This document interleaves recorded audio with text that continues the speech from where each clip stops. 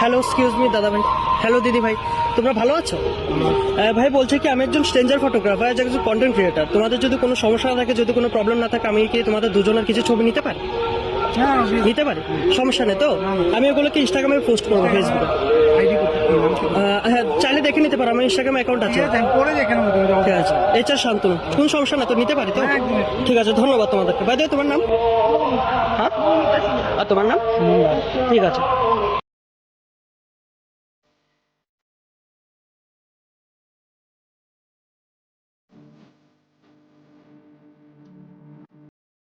ছবিগুলো কেমন লেগেছে তোমাদের? খুব ভালো লেগেছে। আমার সাথে কথা বলে কেমন লেগেছে? খুব ভালো লেগেছে। ঠিক আছে, ধন্যবাদ তোমাদেরকে।